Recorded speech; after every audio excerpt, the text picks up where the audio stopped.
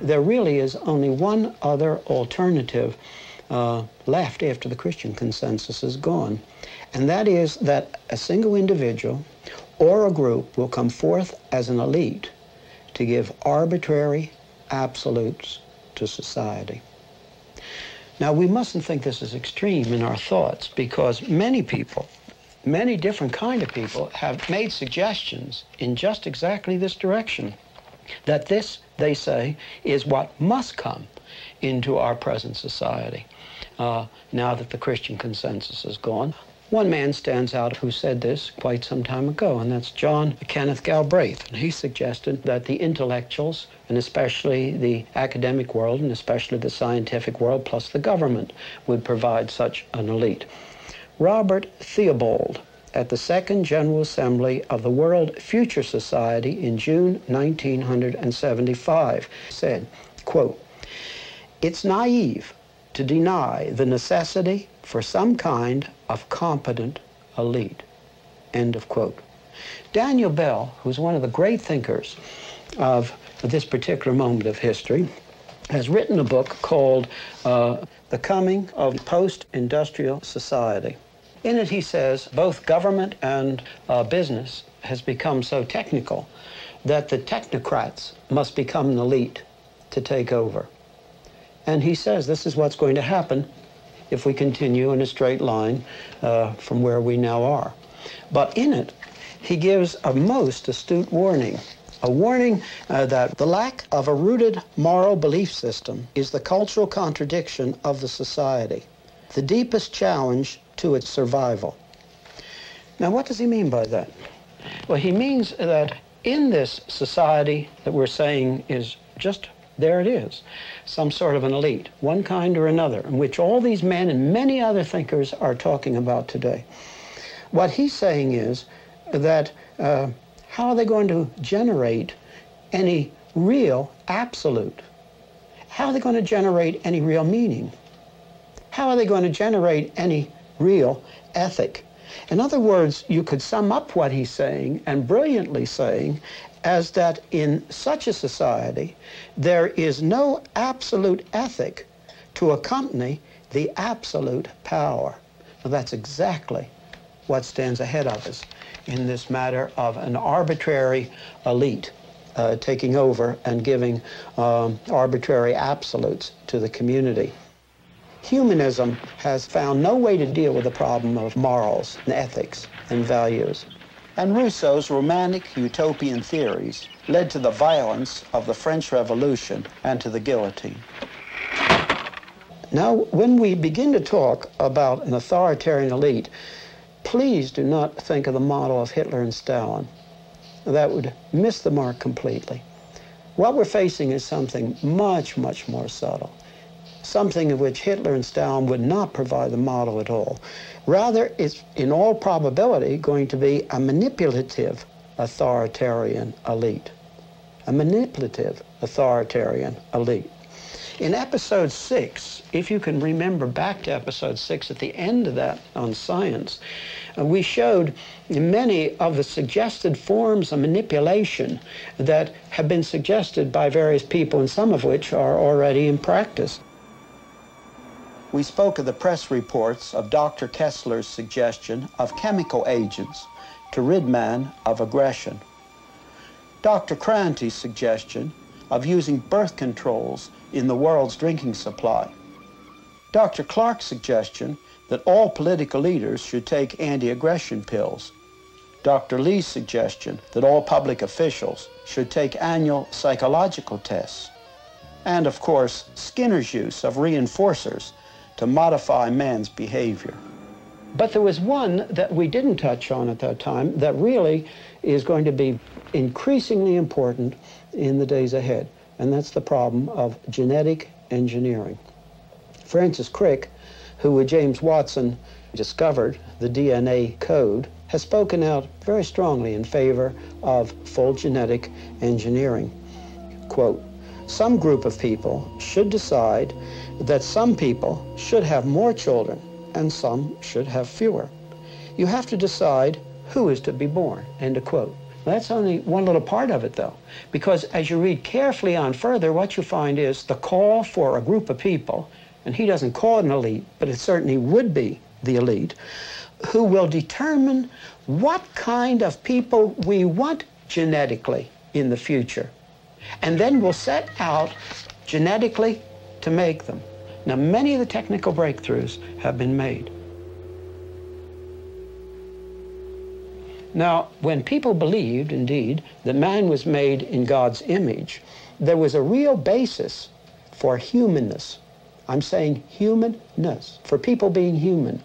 But once this is removed, as it has been now so largely removed with the loss of the Christian consensus, there is no reason, once we see people merely as a machine, as not qualitatively different from non-people, non-man, there's no reason why we should not tinker with them. As a matter of fact, Francis Crick in this article uses that word tinker. There's no reason why we shouldn't tinker with them genetically, and there's no reason we shouldn't manipulate them, and there is no reason why we shouldn't control them. And of course, we must think of manipulatory possibilities of television. It has its own tremendous possibilities. Violence broke out again last night as some young people were prevented from meeting peaceably in the downtown area by noticeably nervous, if not to say trigger-happy police.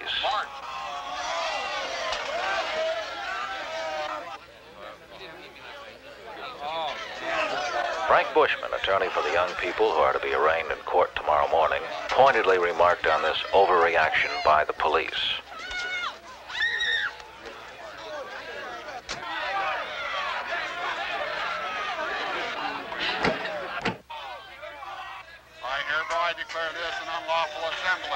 Late last night, disorder broke out among a small, unruly mob as our guardians of the peace quietly and efficiently, in spite of extreme provocation, restored order.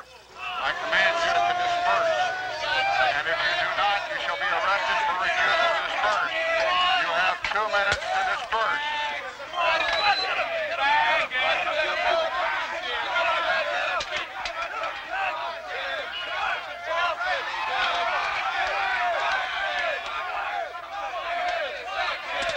It is important that our courts make an example of these hoodlums and hand out the kind of sentences they so richly deserve. We staged this scene. We filmed it to show that television can tell any story that it wants to tell.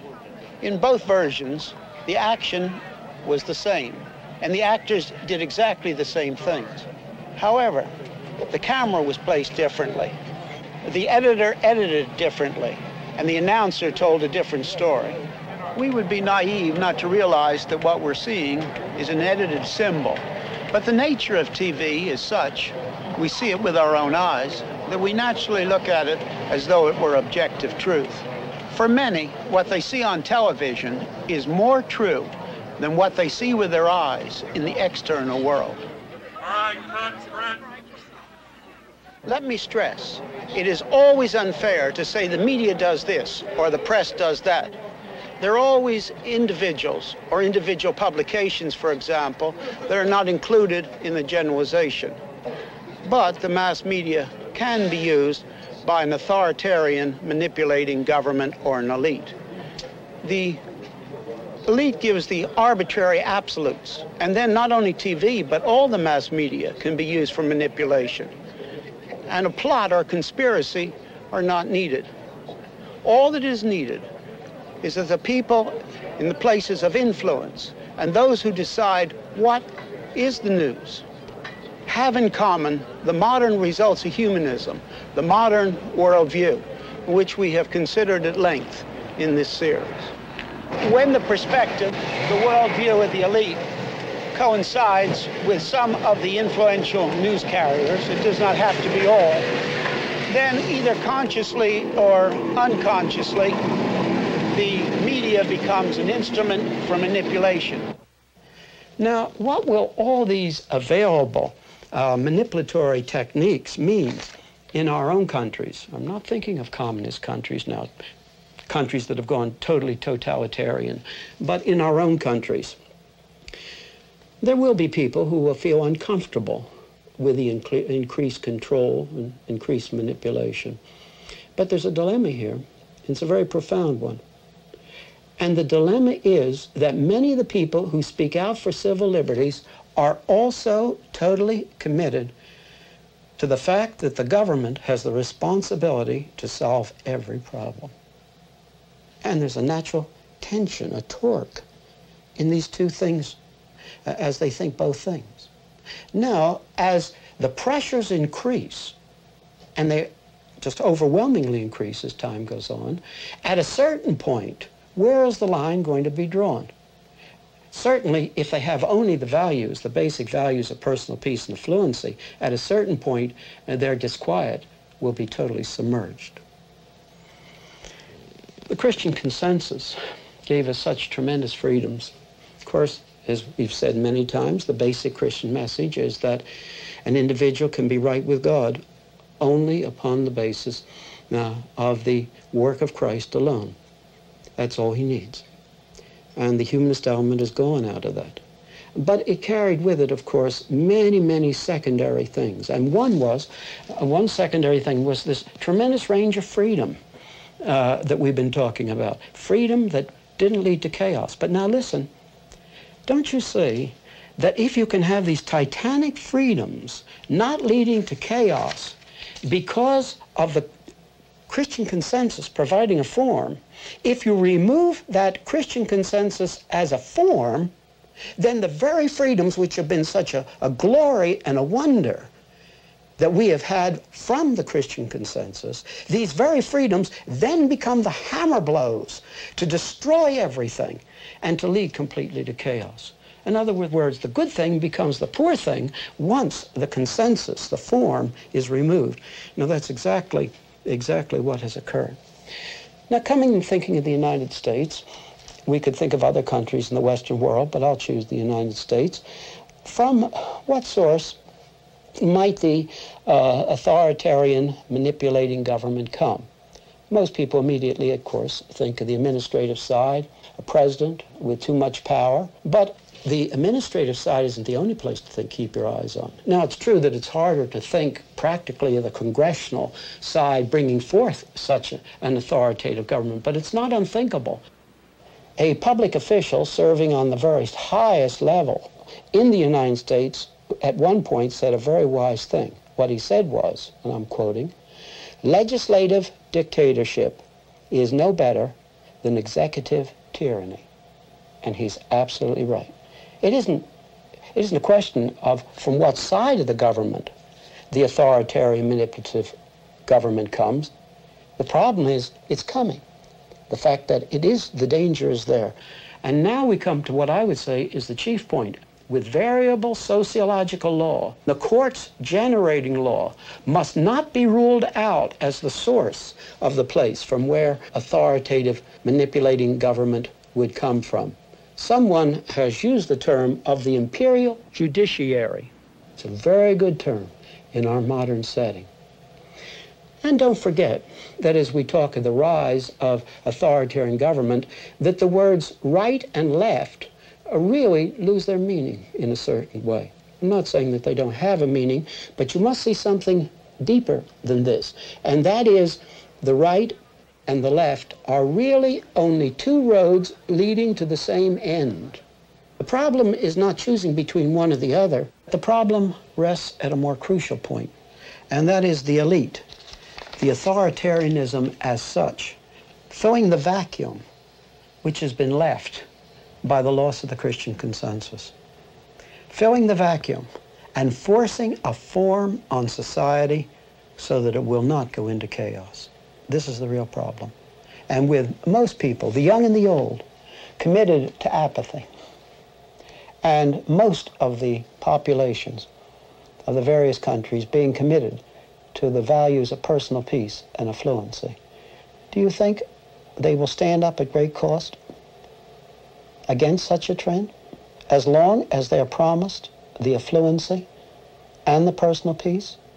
Will they not rather give their position up, give up even their liberties, step by step, one after another, as long as they have the illusion, even the illusion, of personal peace and affluency? The weak humanistic ideals have not been able to provide a base which is needed. Let us remember what humanism is. It's man demanding to begin autonomously from himself and turning away completely from anything God might have to say. And this kind of humanism, this humanism, was not able to provide in the past and the present, nor will it in the future, a support strong enough for society that will still give us freedoms. It's not able to. Do you remember in the first episode, the little Roman bridge? And as I stood there on that Roman bridge, I pointed out that these little humpbacked Roman bridges over many of the rivers of Europe have stood safely for 2 millennia as horses, mules, cows, wagons, people went over them. But if you drove a modern truck over them, the bridge would break. Now that's exactly where the humanist ideals take us. As long as the pressures are not there, it may seem to be really saying something and saying something rather nice. But as the pressures increase, that's a very different situation. And don't forget the pressures are increasing. I can name just a certain number of them. You might think of more. But the ones I'm going to mention are not something for the future. They're already upon us. And these pressures are building up month after month, year after year. The first is the dilemma of economic breakdown, centered in what seems to be the impossibility to control inflation. And economists everywhere are writing on the fact that we haven't found a solution to the control of inflation. And if it continues, it will lead in country after country to economic breakdown. We can think of political terrorism and indiscriminate terrorism as it is spread over the world. This brings a tremendous pressure on people, just a tremendous pressure. And perhaps the greatest of all, the threat of war with the imperialistic, expansionist, communist countries toward the West. And add to this the fear of atomic war. Just a tremendous pressure to give up anything, to give up absolutely anything, if we could just save our peace and affluency. And then there is the shortage of food in the world and other natural resources. And this brings with it the fact that there almost certainly is going to be a redistribution of wealth in the world and a redistribution of power. And this is a tremendous pressure. And any of these pressures, as they're growing, and as they will certainly continue to grow, people with merely the values of personal peace and affluency would give up anything in the light of these pressures, especially if in the days of our own day, as in the days of Augustus back in the Roman Empire, the things were brought in, the changes were brought in while seeming to keep the outward forms of constitutionality. And with the growth of these pressures, modern man with his apathy and with his desire for personal peace will crush, just like that little Roman bridge would crush under the weight of a 10-ton truck. It's just where we are. Now, what are the alternatives? Well, in the natural flow of things, there would seem to be only two. One, an imposed order, and we spent a long time in this episode and looking back into other episodes about the possibility of this imposed order.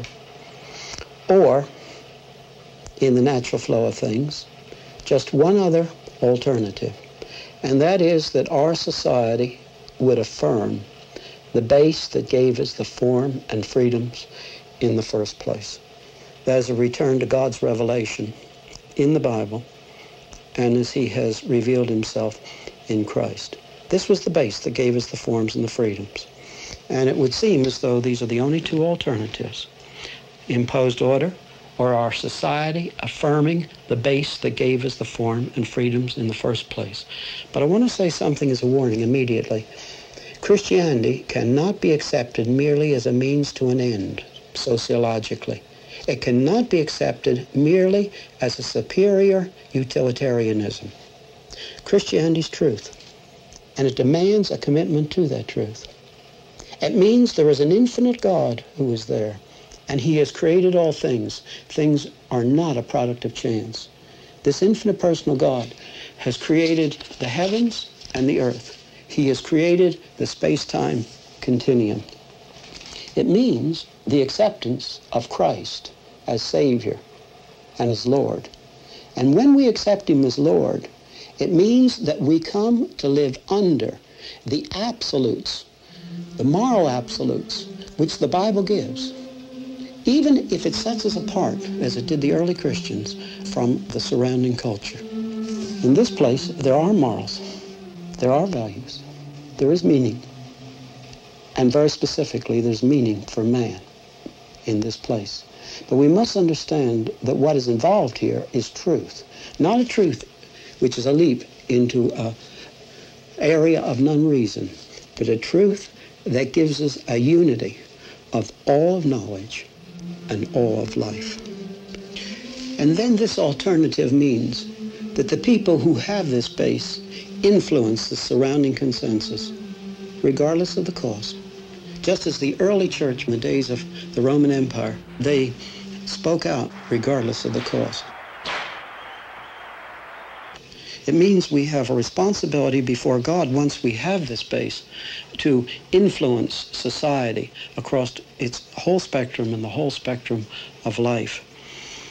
And happily, and this is important to think about, Christians do not need to be in a majority in order to influence the consensus.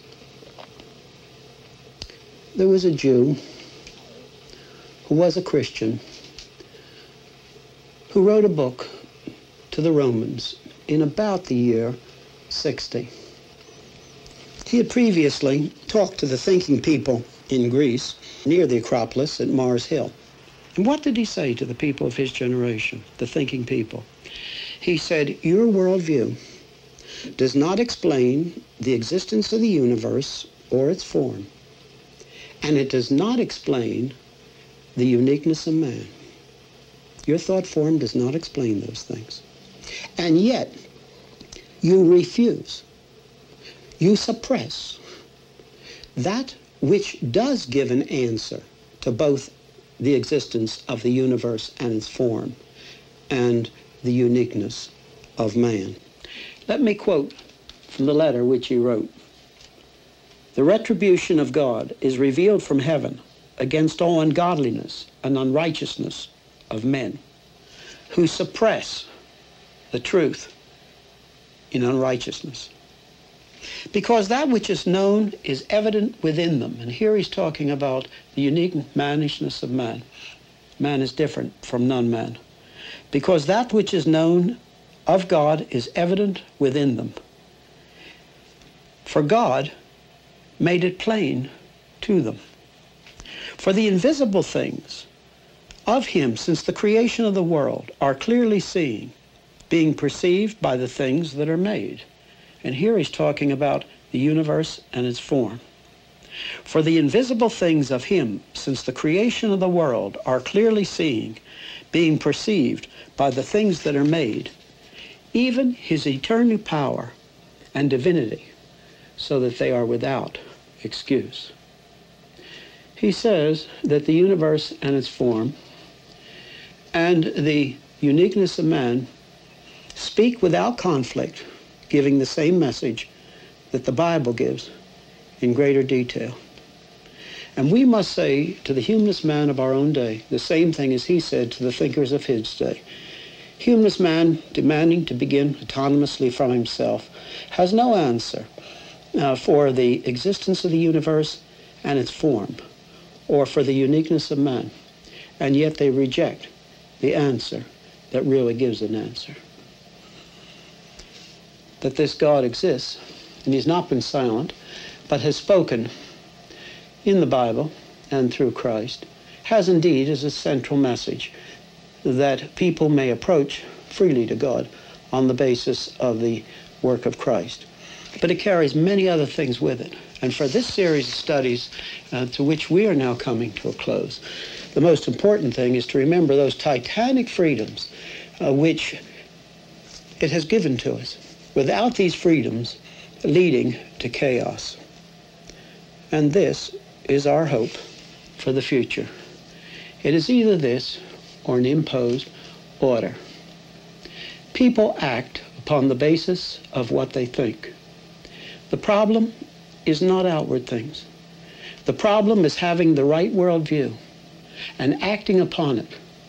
The worldview that gives men and women the truth of what is.